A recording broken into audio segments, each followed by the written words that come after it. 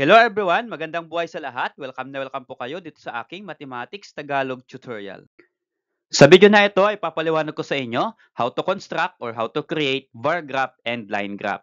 Based from the frequency distribution table, I am going to teach you how to create or how to construct each bar graph and also how to construct each line graph. So step by step po yan ipapaliwanag ko sa inyo. Okay, so let's start with the first graph, the var graph. So i-define muna natin ano nga po ba ang var graph. So var graph is a data presentation tool that uses vars with different heights and lengths. To create a var graph, plot the frequencies against the categories. Okay, so yan po yung var graph. So gagamit po tayo ng vars. So paano po ba tayo mag-create? So kailangan po natin ng frequency table bago po tayo makapag-graph ng var graph. Okay? So sa frequency table, there are two columns. The first column is the category. The second column is the frequency. Kaya ito po yung kanyang var graph. So we have the vertical and the horizontal dito sa ating var graph. Okay? At yung nasa loob ay ito po yung mga data na nire-represent niya mula dito sa frequency table. Yung mga data po ay presented in a form of bars. Kaya nga po sabi niya dito, presentation tool uses vars. Okay? Kaya vars po yung mga nandito sa loob. Okay? Kaya po tinawag na var graph. So, yung ating pong vertical, usually ito po yung ating frequency. Okay, so frequency po. So kaya ang frequency po natin dito ay number of ML players. So instead of frequency, ilagay po natin dito, ilagay po natin na number of ML players. At ito naman pong horizontal natin, usually ito po yung category. Ito po yung first column natin, category. So ito po ay grade, level, grade 7 to 10. Kaya grade 7, 8, 9, 10. So instead na ilagay po natin category, yung title po ng category natin ay grade level. So ilagay po natin dyan, grade level. Okay, so ito po yung format ng var graph. So mula sa frequency table, gawin nating var graph. Okay, so let's start. For number 1 example, a fruit store recorded the number of fruits per piece sold in a day. Create a var graph and answer the following questions. So ito po yung frequency distribution table na gagawan natin ng var graph. So paano po ba mag-start sa paggawa ng var graph? Okay, first po, gawa po tayo ng vertical and horizontal lines. Okay, ito po yung vertical, ito po yung horizontal. So be sure po na magmi-meet po itong dalawang lines dito po sa part dito. Okay. So next po ay gawa po tayo ng mga lines dito. Okay, so ganito po 'yon. Okay, so yung mga lines, pwede naman pong hindi masyadong dark yung lines natin. Pwede pong mga light lines lang. So yan po yung basehan po natin mamaya para ma-graph po natin yung mga vars ng accurate. Okay? So kapag mayroon na pong lines, at isa pa po, yung lines po dito dapat po ay equal distance. So hindi po pwedeng may mas malaki, may mas maliit po na distance yung mga lines dito. Dapat equal distance po. Okay? So next po ay ilagay na po natin dito yung dalawang column dito sa ating frequency table. So sabi ko po kanina, yung sa horizontal dito sa baba, usually ito po yung category. At ang category po natin ay fruits. So ilagay po natin sa baba, ito po yung fruits. At dito naman po sa ating vertical, usually ito po yung frequency. Ito po yung mga numbers. Okay? So ano po yung frequency natin? Number of fruits sold. Okay? Or number of fruits sold. Okay, yun nga po. Okay, so next po ay ilagay po natin yung mga different fruits or different categories po dito sa ating first column. So, apat po yung fruits natin, apple, guava, melon, and mango. So, lagay po natin dito. Okay? Yan. So, kapag naglagay po tayo ng mga categories dito, be sure po na equal distance po yung paglalagay po natin. Okay? Para mamaya sa var graph na gagawin po natin, ay maganda po yung distance or spacing nila. Okay? At ito po sa frequency, yung number of fruits sold, sa vertical, ilagay po natin yung number. Pero, hanggang saan po tayo mag-e-end sa number at ano pong number ang pwedeng start po natin. So, pwede pong by 1, 1, 2, 3, 4, 5, 6, and so on, papataas po yan. So, be sure po na kapag naglagay po tayo ng number, ay ma-meet natin yung highest frequency. At dito sa ating table, ang highest frequency ay 30. So, kung by 1 po yung lalagay natin, 1, 2, 3, 4, 5, and so on, until 30 po. So, mataas po yung ating vertical. Matataas po yung ating vars kapag by 1 po yung ginamit nating numbering dito. So, pwede po tayo mag-skip count. Okay? Pwede pong, kung maliliit yung frequency nyo, pwede pong by 2. 2, 4, 6, 8, 10. Okay? Pwede naman pong 3, 6, 9, 12, and so on papataas hanggang ma-meet po yung highest frequency. Pero dito, since may 25 at may 30, ang gagamitin ko pong numbering dito ay by 5. Ano po? Okay? And then, paabutin dapat natin ng 30. Okay?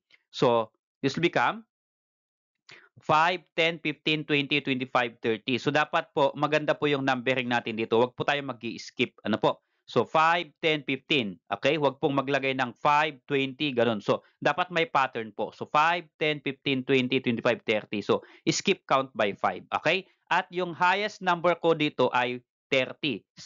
Since yung highest frequency ay 30, big sabihin, na-meet po natin. Okay? Yung highest frequency. Next po, after po tayo makapaglagay na ng vertical and horizontal, ay igagraph na po natin using vars itong ating frequency. So, first po na igagraph natin ay apple, which is 30. So, ito po yung apple. Okay, lagay po natin dyan 30. So, hanggang dito po yung var natin. Okay? Eksakto po sa line. Yan. So, yan po yung purpose ng line para ma-eksakto po natin yung var po natin. Okay, since ito po ay 30. Next po ay guava. So, ang guava po ay 18. So, notice, hindi po exact yung guava kasi wala pong number 18 sa ating number. So, pwede po tayong mag-assume. So, yung 18 po ay between 15 and 20. Andito po yung 18. Di ba? Ang pagitan po or gitna ng 15 and 20 ay 17.5. So, yung 17.5 nasa gitna. Since ito po ay 18, dagdagan po natin ng konti kasi 17.5. So, itaas po natin ng konti sa may pinakang gitna dito. So, ito po yon. Okay. So, ito po yung pinakang gitna niya. Dagdagan po natin ng konti. Yan. Magiging yan po ay 18. Okay. Next po ay melon. So, ang melon po ay 25. So, sakto po. Mayroon po tayong 25 na number sa ating frequency. Okay. Sa ating vertical. So, lagay po natin sa melon. That is 25.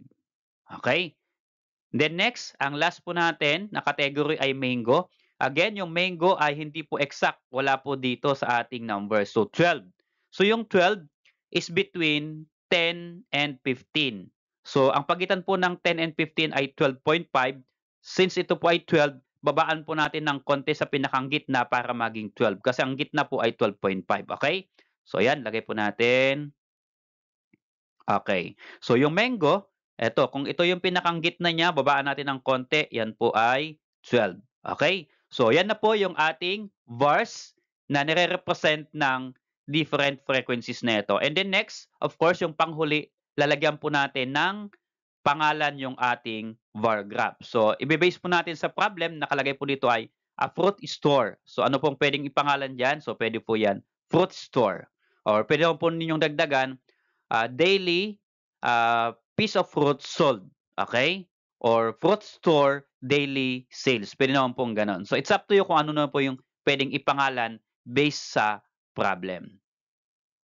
Okay, so we're going to answer some questions about this graph, about the problem. Okay, so nakalagay po dito sa ating problem, create a bar graph and answer the following questions. So ito na po yung ating graph. And from this graph, we are going to answer some questions. Number 1, what fruit sold the most? So alin daw po dito yung may pinakamaraming benta? So mula po sa bar graph, kita po natin kaagad alin dito yung may pinakamarami. So yung pinakamarami, ibig sabihin, ay yun po yung pinakamataas na bar. Okay, ang pinakamataas po na bar ay ito, which is apple. Okay, so 30 pieces of fruits. So lagay po natin dyan, the fruit is apple. Number 2, what fruit sold the least? Okay, pag sinabi po nating list, yung pinakang konti ang nabenta. So ano pong fruit? Ito po yung pinakamababa sa graph. Ito po, ang pinakamababa po ay mango. Okay, so lagay po natin dyan, our answer is mango. For number 3 question, how many pieces of fruits were sold in all? So, eto, di mo makikita kaagad. Kailangan i-total mo kung saan sila nakatapat. Pero, mula kanina sa ating frequency table, ang total ng frequency po natin ay 85. Ito po yung number of pieces sold. Okay? So, 85. So, our answer there is 85 pieces. For number 4 question, how many melon fruits were sold? So, ilan po yung melon na nabenta natin? So, exact po nasa gitna o nasa line. So that is 25 pieces. So our answer for number 4 is 25 pieces. For number 5 question, how many pieces of apple and melon together were sold? So gagawin lang po natin dyan. Sabi po kasi niya ay together were sold. So ibig sabihin, we are going to add the number of apple and melon sold. So ang apple po ay 30 pieces at yung melon naman natin ay 25. So just add 30 plus 25, that is equal to 55 pieces. Okay? How about this number 6 question? How many apple were sold than melon? Okay, so gaano daw kadami yung apple na nabenta kaysa kay melon? Okay, so si melon is 25, yung apple ay 30, so you just subtract 30 minus 25, that is equal to 5 pieces. So our answer is 5 pieces. Okay, so the next graph that we're going to discuss is the line graph. So let's define first what is a line graph. Line graph makes use of lines and dots to show a potential future, pattern, or trend. Plotting the time horizontal against the observed phenomenon vertical and then connecting the two with lines is the way to create a line graph. So yung line graph, meron din pong vertical and horizontal at yun po yung nire-represent ng frequency table. So yung horizontal at vertical, ito po yung category at frequency. Ito po yung ating sample line graph. So sa ating line graph, usually again, yung category ay horizontal, is called days. Ito po yon. At yung frequency ay ito po yung ating vertical. Okay? At makakreate po tayo ng line if you're going to connect the data. Okay? Ko-connect natin yung data by line, so makakreate po tayo ng line. And that is called line graph. Okay? So let's have an example of this. Okay, so this is number 1 example. The Sari-Sari store's daily sales for 1 week is presented in table below. Create a line graph that represent the sales. Okay, so ito po yung table natin or frequency table. Now we're going to create a line graph to represent this data. Okay, so the first step to create a line graph is just like a bar graph, create po tayo ng horizontal and vertical line. Okay? So, dapat po ay magkadugtong sa may part dito. And then, create po tayo ng lines sa loob para yan po yung basis natin para ma-draw natin yung line graph. Again, be sure na yung distance ng mga lines dito ay the same or equal. So, pare-pareho dapat po yung distance para maganda po mamaya yung creation natin ng line. Okay? So, yung horizontal, ito pong sa baba, usually yan po yung ating category. At ang category po natin dito ay days. So, ilagay po natin days. At ito po yung vertical natin, ito po yung frequency, ito po yung nakalagay dito ay sales. Okay?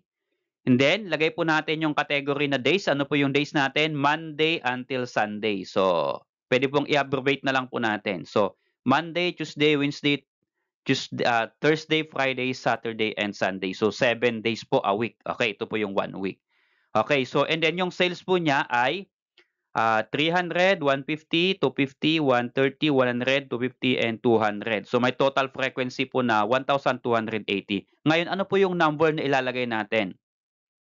Again, kung i-start po tayo ng 1, 2, 3, 4, and so on pataas, kailangan po natin ng mataas na line or vertical line. Ano po? Para ma-graph ito. Kasi tingnan natin yung highest. Dapat ma-meet po natin yung highest frequency. Ang highest frequency po dito ay 300 pesos. So, dapat yung pinakang tuktok, abot na po tayo sa 300 pesos. Okay, paano po yatin yan? Kaya lalagyan ng number. Okay, so since lahat po ng end ng ating frequency ay 0 at may 50, so pwede siguro by 50 na lang po yung gawin natin. Pero lagyan po natin ng pattern. So 50, 100, 150, o ganoon po yung gagawin natin. Okay, pwede po yun. So 50, 100, 150, 200, 250, 300. So pwede po. Pwede naman pong 100, 200, 300, 400. Pwede naman pong ganoon. Or pwede naman pong by 10. Kaya lang, kung by 10, mas mataas na po yung gagawin ninyong vertical para abot po hanggang 300 pesos kung by 10 po ang gagawin nyo. Kasi kung 10, 10, 20, 30, 40, 50. Yung 50, andito ka na sa taas, di ba po? O, andito ka pa lang yung 50. So, how much more kung abot ka pa po ng 300 pesos kasi ang highest natin ay 300 pesos. So, it's up to you paano nyo po gawan ito. Okay, ibabalance na lang po ninyo para ma-minimize yung spacing po natin. Okay? After na po magawan ng vertical at horizontal yung ating graph ay next step po natin, ipa-plot na po natin. And then pagka-plot, saka natin i-connect yung line. So, first po natin ay Monday. So, nakalagay po dito sa first dito ay Monday. Ang frequency po natin ay 300. Ito na po yung highest. So, lagay po natin, i-plot natin 300. Okay? So, that's Monday, 300. Tuesday, 150. Eksakto po. Tuesday ay 150. Ito po, itapat natin sa 150 and then sa Tuesday. Okay? Next po ay Wednesday. So, ang Wednesday po ay 250. Ito po yung Wednesday. Asan po yung 250? Saan po yung tapat niya? Ito. Ito po yung tapat ng 250 and then Wednesday. So, this part, lagay po natin dyan. Then next po ay Thursday. So, ang Thursday po ay 130. So, yung 130 ay wala pong eksakto dito sa ating number. Okay, so yung 130 ay pagitan ng 100 and 150. So, i-assume na lang po natin. So, yung pagitan ng 100 at 150 ay 125. So, yung 125 yung pinakang gitna. So, dagdagan natin ng konti para maging 130. So, ito po yung Thursday, 130. So, ito pong banda. Okay, so, gitna.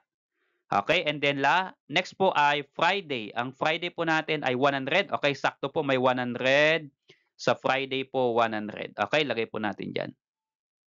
Next po ay Saturday 150. So Saturday, ito po yung Saturday 150. Ito po yung 150. Tapat natin sa Saturday. Ito po, okay, this part 150. Then next po, last Sunday which is 200. So ito po yung Sunday, last 200. Ito po yung 200. Tapat natin sa Sunday. Okay, so this is 200 pesos. And then, after po natin na